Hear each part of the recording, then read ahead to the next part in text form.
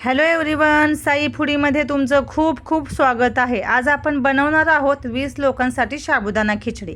त्यासाठी मी घेतलेला आहे 10 वाट्या साबुदाणा, 5 बटाटे, मिरच्या, जिरे, लाल मिरची पावडर, मीठ आणि शेंगदाण्याचे कूट, 1 वाटी शेंगदाणे।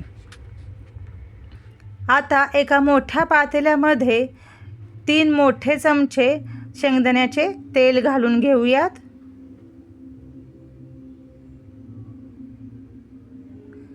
तेल गरम झाले की त्याच्यामध्ये ॲड करूयात जिरे।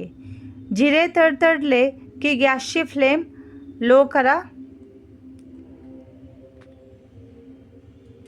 त्याच्यामध्ये आता घालून घेऊयात बटाटा।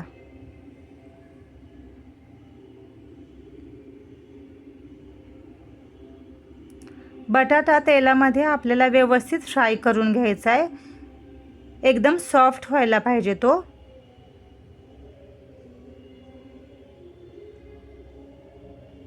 आता घालूयात मिरच्या।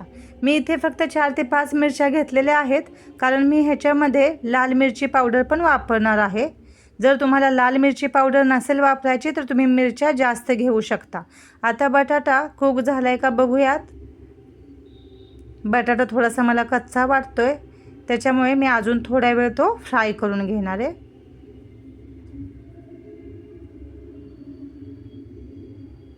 आता आपण हे घातलेले आहेत भाजलेले शेंगदाणे, ते पण व्यवस्थित फ्राय करा। भाजलेले शेंगदाणे तुम्ही वरूनही भुरभुरू शकता।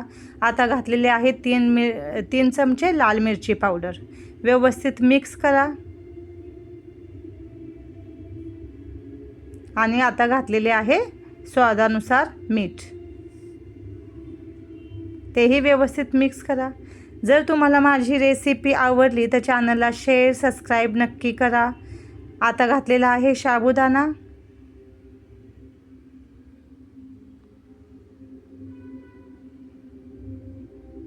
आणि शेंगदाण्याचे कूट। इथे मी पावशेर शेंगदाण्याचे कूट घेतलेले आहे। आता ते व्यवस्थित मिक्स करा। तुम्ही बघताय मला ते थोडंसं हार्ड जाते मिक्स करायला, साबुदाणा थोडासा जास्त आहे। आता मी माझ्या हस्बंडला बोलवून तो मिक्स करायला सांगितलेला आहे। ते व्यवस्थित मिक्स करतायत। गॅसची फ्लेम लो ठेवा, नाहीतर साबुदाणा खाली लागू शकतो। तो व्यवस्थित मिक्स झाला पाहिजे। बघा आता व्यवस्थित तो मिक्स झालाय। आता आपण घालूयात साखर, वरून घालूयात कोथिंबीर। जिरे आणि कोथिंबीर हे पूर्णपणे ऑप्शनल आहे, कारण आज एकादशी असल्यामुळे सगळ्याकडेच खातात असं नाही, त्याच्यामुळे तुम्ही जर खायचं नसेल स्किप करा। आता 5 मिनिटे त्याला आपण कव्हर करून घेऊयात, स्टीम व्यवस्थित बसावीसाठी। आता बघा मी झाकण काढलेले आहे। आता ते व्यवस्थित मिक्स करून घ्या। आता ही झाली आहे आपली प्रसादाची खिचडी तयार। आता हे आपण सर्व करूया।